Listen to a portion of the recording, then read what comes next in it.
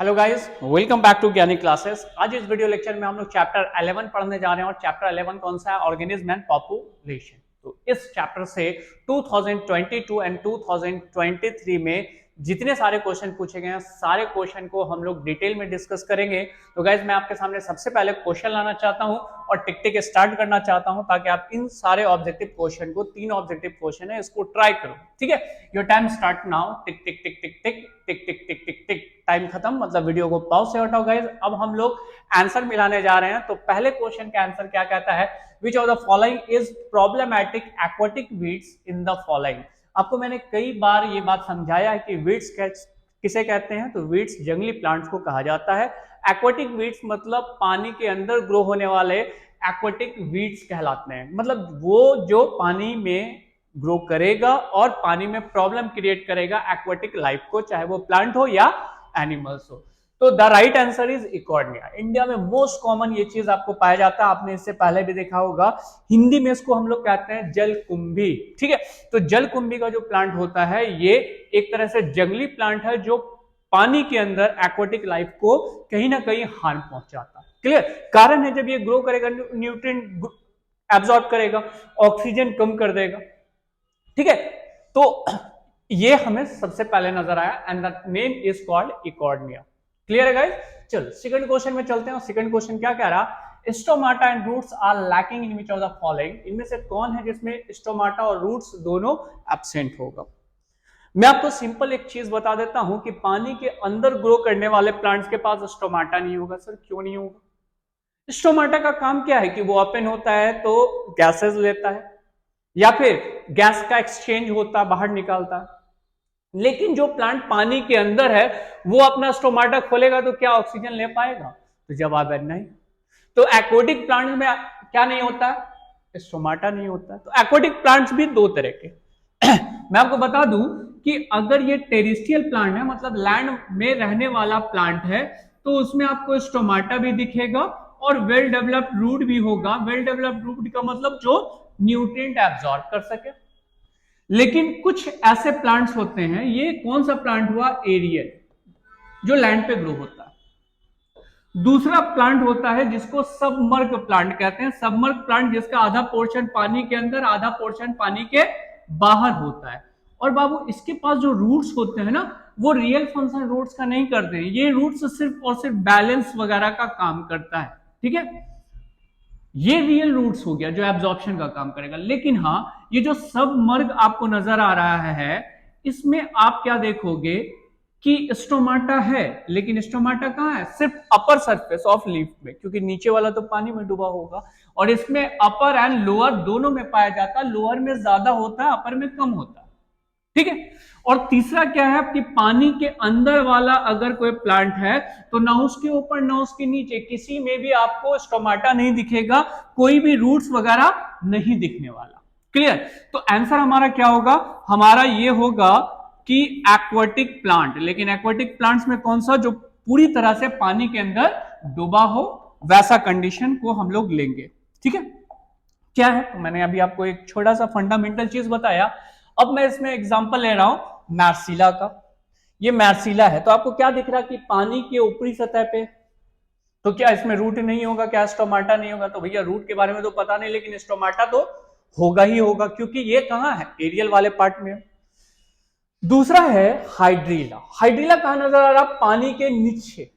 तो जो पानी के नीचे होता है, अभी मैंने क्या बताया कि उसमें नहीं होगा। क्या नहीं होगा? तो रूट नहीं होगा उसमें। आपको रूट के अलावा जो स्टोमाटा है वो भी नहीं दिखने वाला। तीसरा कौन? इकॉर्निया। और इकॉर्निया को तो आप देख रहे हो। तो भैया इकॉर्निया और हाइड्रीला और मार्सिलिया, इस तीनों को कंपेयर करते हैं तो कौन सा ऐसा प्लांट हमें दिख रहा जिसमें नहीं पाया जाएगा क्या? स्टोमाटा और रूट। तो राइट आंसर इज क्या हो जाएगा बच्चा? हाइड्रीला। ठीक है, hydrilla is the right answer. Clear है? चलो इसका स्क्रीनशॉट ले लो, क्योंकि फोटो के साथ ज्यादा समझ में आता है। क्लियर है? अगले क्वेश्चन में चलते हैं गाइस। और नेक्स्ट क्वेश्चन क्या कह रहा है उस बात को समझना। In submerged plant the stomata lies in. अब आप बताओ कि अगर सबमर्ग प्लांट है, मतलब उसका आधा पोर्शन पानी के अंदर, आधा पोर्शन पानी के बाहर है, तो उसमें स्टोमाटा कहां होगा? तो सर सिर्फ अपर सरफेस पे। आप इसी के बारे में सोचो, जो पोर्शन इसका पानी में डूबा हुआ है, बाय द वे ये पोर्शन पानी में डूबा हुआ तो नीचे स्टोमाटा नहीं होगा, स्टोमाटा कहां होगा, ऊपर की तरफ होगा, तो आंसर क्या हो जाएगा, अपर सरफेस। क्लियर है? इसके लिए तो कोई नई बात नहीं कहनी है ना, इसके में ही हम लोग क्लियर कर चुके हैं। अगला, what do you mean by hydrophily, explain with example. वैसे देखा जाए तो ये टॉपिक आपका प्लांट रिप्रोडक्शन से भी रिलेटेड है, क्योंकि एक तरह का पॉलिनेशन है, लेकिन मैं यहाँ इसलिए एक्सप्लेन कर रहा हूं क्योंकि एडेप्टेशन चैप्टर से भी ये कोरिलेट करता है। तो कुछ कुछ ऐसे क्वेश्चन होते हैं जो एक से ज्यादा जगह पे कोरिलेट कर देते हैं। दूसरी चीज, जब मैं बोर्ड पे क्वेश्चन सॉल्व करता हूं तो हो सकता है कोई क्वेश्चन में मिस्टेक हो जाता है और वीडियोस अपलोड हो जाते हैं, और हो भी जाता है क्योंकि मेरे पास हैंड्स नहीं है, अकेले हमको काम करना पड़ता है सारी चीजें।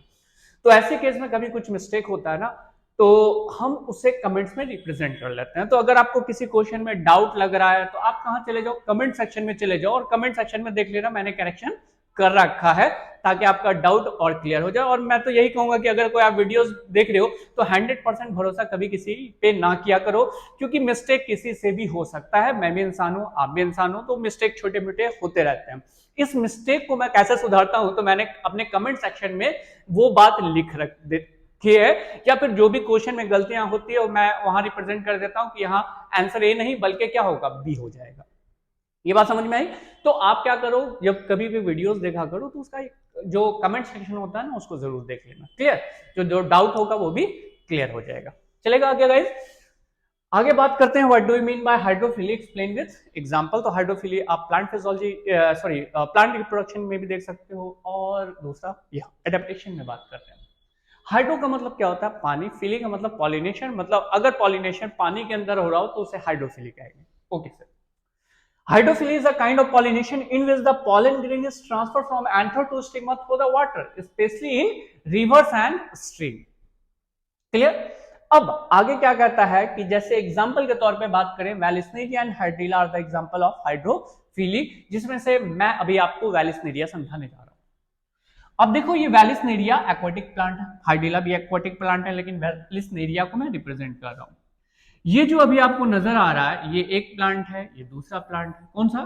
तो ये वाला गाइस फीमेल प्लांट है और ये वाला मेल प्लांट। तो इसमें मेल फ्लावर होंगे। ये मेल फ्लावर यहां से टूटकर पानी की ऊपरी सतह पे चले जाएंगे, जो फ्लॉट करते रहेंगे। अब ये वाटर करंट यहां से जाएगा और जाने के बाद फीमेल फ्लावर के साथ जाकर के अटैच हो जाएगा और अपने पॉलन ग्रेन को ट्रांसफर कर देगा। तो यहां पर जो पॉलिनेशन हुआ वो थ्रू द वाटर हुआ, that's why it is called hydrophily. Clear? ये किसका एग्जांपल मैंने बताया? ये एग्जांपल बताया वेलिस्नेरिया का। क्लियर है? चलो अब इसका स्क्रीनशॉट ले लो। हो गया स्क्रीनशॉट? अगला क्वेश्चन है गाइस क्या, describe the ecological adaptation of hydrophytic plant. अब देखिए, इकोलॉजिकल एडेप्टेशन क्या होता है मैं उसको आपको बता देता हूं। क्यों? क्योंकि कुछ ऐसे प्लांट्स होते हैं जो डिजर्ट एरिया में ग्रो करते हैं, कुछ ऐसे प्लांट होते हैं जो पानी के अंदर ग्रो करते हैं, लेकिन जो प्लांट अपने हिसाब से उस जगह पे अडॉप्ट कर चुका है उसी को हम लोग एडॉप्टेशन करते हैं। और एडॉप्टेशन में हम लोग पढ़ रहे हैं हाइड्रोफाइट्स। हाइड्रो मतलब पानी। तो hydrophytes are covered with waxy mucilaginous substance which protect them from the water pathogen and animals. पानी के अंदर रहने वाले प्लांट के ऊपर एक सबसे इंपॉर्टेंट चीज होगा जिसको बोलते हैं वैक्सी म्यूसिलेट सब्सटेंस। इस तरह के प्लांट को के लीफ को लेकर उसमें पानी का बूंद गिराओगे तो मोती की तरह वो क्या होने लगेगा, दाएं बाएं होने लगेगा। क्यों? क्योंकि वो भीग नहीं रहा। लेकिन बाकी टेरेस्ट्रियल प्लांट को जब उसके अंदर आप डालते हो तो देखोगे वो भीग जाएगा। क्यों भीग जाएगा? क्योंकि उसके ऊपर म्यूसिलेज लेयर नहीं होता, उसको वाटर से प्रोटेक्शन नहीं मिलता है। इन द सेंस अगर वाटर में छोड़ दिया जाए तो वाटर में मौजूद पैथोजन उसको जल्दी मार देगा। और आपको पता है, क्या पता है कि भैया जो भी माइक्रोब्स है उसको मॉइस्चर चाहिए, वाटर चाहिए, क्या चीज करने के लिए? तो किसी भी चीज को इन्फेक्शन करने के लिए। तो जो एक्वाटिक प्लांट है वो सबसे ज्यादा इन्फेक्टेड हो सकता है, लेकिन अपने आप को बचाने के लिए ये सबसे पहले अपने अंदर प्रोटेक्शन लाता है और भीगने से भी बचता है। अगला पॉइंट कहता है roots are either absent and poorly developed which help to balance for floating. Aquatic plants में या हाइड्रोफाइटिक प्लांट में आपको रूट्स जो है वो एक्चुअल फंक्शन नहीं होगा। रूट्स मतलब एक्चुअल फंक्शन, अगर रूट्स है तो रूट्स का काम क्या है? रूट्स का काम ये होता है कि वो वाटर और मिनरल्स को एब्जॉर्ब करके देगा, लेकिन यहां पर रूट्स वाटर मिनरल एब्जॉर्ब नहीं करेगा क्योंकि एब्जॉर्प्शन उसके चारों तरफ चल रहा है पानी के अंदर। ठीक है? अगला पॉइंट क्या कहता है कि root hair replace by root pocket and xylem is poorly developed. जहां पे रूट हेयर होना चाहिए था वहां पे रूट हेयर नहीं बल्कि रूट पॉकेट बनेगा, ताकि ये इसको क्या कर सके, फ्लॉट कर सके। कहां फ्लॉट कर सके, पानी के ऊपर अगर फ्लॉट करना है तो। अगला कहता है hydrophytes have evolve parenchymal that is a special air storage parenchymal cell. मतलब ये कह रहा है कि हाइड्रोफाइट प्लांट के अंदर जो सेल्स होते हैं उसमें पैरेन्काइमल सेल होते हैं जो एरेशन करते हैं। एरेशन मतलब अपने अंदर एयर को फिल कर लेते हैं, जिसके कारण वो थोड़ा स्पॉन्जी होते हैं और पानी के ऊपर तैर सकते हैं। क्लियर। एक और लाइन अगर मैं चाहूं तो इसमें एक और लाइन आप जोड़ सकते हो अगर आपकी मर्जी हुई, तो वो लाइन क्या हो जाएगा कि भैया एक्वाटिक प्लांट्स में स्टोमाटा एब्सेंट रहता है। डिपेंड करता है कि वो सबमर्ग है या फिर एरियल है। क्लियर। चलो इतना सा पॉइंट्स आप स्क्रीनशॉट ले लो। अगला 2022 के क्वेश्चन में आगे बढ़ रहा है। ये हो गया गाइस। चलो अगला क्वेश्चन 2022 वही चैप्टर ऑर्गेनिज्म एंड पॉपुलेशन। तो आपके सामने कुछ ऑब्जेक्टिव क्वेश्चन है, आप क्या करोगे, ट्राई करोगे, और एक सब्जेक्टिव क्वेश्चन है, तुरंत हम लोग सॉल्व कर लेंगे। Your time start now. Tick tick tick tick tick and tick tick tick tick tick. चलो कहानी खत्म, मतलब टिक टिक की कहानी खत्म करते हैं और आंसर की तरफ बढ़ते हैं। और आंसर में कहता है an example of xerophytic adaptation is. इनमें से कौन सा एग्जांपल होगा ज़ेरोफाइटिक। ज़ेरोफाइटिक हम लोग किसको कहते हैं, वो प्लांट जो डिजर्ट एरिया में, ड्राई डिजर्ट एरिया में ग्रो करेगा, दैट इज कॉल्ड ज़ेरोफाइटिक। एक प्लांट का नाम बता सकते हो। हाँ सर, कैक्टस। एक तो आपको याद है कैक्टस, लेकिन बायोलॉजी में कैक्टस को कैक्टस नहीं बल्कि ओपिंटिया कहा जाता है। क्या कहा जाता है, ओपिंटिया। द राइट आंसर इज, पहले मैं आपको दिखा देता हूं, the right answer is both हो जाएगा। ठीक है, अब ये बता रहे हैं, ये जो आपको नजर आ रहा, this is called agave. Agave कौन सा प्लांट है, यहां पे लिखा हुआ है अगैव, आप ये देखो अगैव प्लांट। दूसरा आ जाओ ओपिंटिया। ओपिंटिया किसको कह रहे हैं, जिसको आप कैक्टस के नाम से बुला रहे हो। और तीसरा है जिसको आप ट्रापा कहोगे, और ट्रापा को आप देख सकते हो, इससे सिंघाड़ा फल बनता है, मतलब कॉमन टाइप का एक पानी फल भी इसको लोग कहते हैं। अंदर में व्हाइट कलर का निकलता है, इस तरह से हम लोग काट करके निकालते हैं, रेड कलर और ब्लैक कलर में ये अवेलेबल रहता है। ठीक है, तो अब ये बताओ कि मैंने कहा ज़ेरोफाइट्स, तो इसमें से कौन भी ज़ेरोफाइट्स नजर आ रहा, सर ये वाला तो एक्वाटिक हुआ, बिल्कुल सही। तो ये दोनों क्या हुआ, ज़ेरोफाइटिक प्लांट्स हुआ। The right answer is both A and B. Clear. अगले क्वेश्चन में चलते हैं, मतलब जस्ट इसके बाद नेक्स्ट क्वेश्चन पे डिस्कस करते हैं। नेक्स्ट क्वेश्चन कहता है mimicry is used for. Mimicry का काम क्या, कॉपी करना। Mimicry is a kind of copy, मतलब किसी चीज का अपने अंदर क्या चेंजेस लाना। जैसे एग्जांपल के तौर पे, फोटो से ज्यादा अच्छा समझ सकते हो, ये दिख रहा, मैंने स्टार्टिंग में देखा था तो मुझे लगा सिर्फ लीफ है, लेकिन ये लीफ नहीं है बल्कि लीफ की तरह दिखने वाला एक इंसेक्ट है। वो किस लिए, ताकि इसको खाने वाला, मतलब जो इसका शिकार करता है, उससे इसको प्रोटेक्शन मिल सके। ठीक है। दूसरी चीज, अब ध्यान देना, यहां पर आपको गौर से देखोगे तो आपको लिजर्ड नजर आएगी। वो कौन से कलर की है, ग्रीन कलर की, मतलब लीफ के ऊपर बैठी हुई है लेकिन नजर नहीं आएगा। तो ये क्या हो गया कि ये लीफ की तरह मिमिक्रिंग कर रहा है, या भी मिमिक्रिंग कर रहा, इसको भी मिमिक्रिंग कहते हैं, जो चेंजेस अपने अंदर लाते हैं अकॉर्डिंग टू एनवायरमेंट, ताकि हमें क्या मिल सके, हमें फायदा मिल सके। किससे, कि कोई टाइगर हमें नहीं खा जाए, और हमें फायदा ये भी मिलेगा कि हम आराम से शिकार भी कर पाए, किसका, हिरन का। ऐसे केस में मिमिक्री किस चीज के लिए जाना जाता है, तो प्रोटेक्शन एंड प्रीडेशन बोथ हो जाएगा। The right answer is A and C. Clear है। चलो थर्ड क्वेश्चन में बढ़ते हैं। Mutualism occur between. म्यूचुअलिज्म क्या है, कि म्यूचुअलिज्म का मतलब कि एक दूसरे से एक दूसरे को बेनिफिट हो, उसको हम लोग म्यूचुअलिज्म कहते हैं। अब जब दोनों को एक दूसरे से बेनिफिट पहुंचना स्टार्ट होगा तो म्यूचुअलिज्म कहेंगे। हाँ सर, ये बात तो समझ में आ गया, both are benefited to each other, that is called mutualism. और इसमें क्या है, इकोलाई एंड ह्यूमन, क्या ये म्यूचुअलिज्म का एग्जांपल है, नहीं। बटरफ्लाई एंड फ्लावर, ये म्यूचुअलिज्म का एग्जांपल बनेगा। Hydrilla, crab and sea anemone, नहीं। The right answer is B, that is butterfly and flower. वो कैसे सर, म्यूचुअलिज्म का मतलब दोनों एक दूसरे को फायदा पहुंचा रहा। बटरफ्लाइज जो है वो कहां आती है, फ्लावर के पास, नेक्टर को कलेक्ट करने के लिए। सही है, वो नेक्टर को कलेक्ट करती है, मतलब एक तरह से उसको फूड मिल जाता है। किसको फूड मिला, बटरफ्लाई को खाना मिला, फायदा हुआ।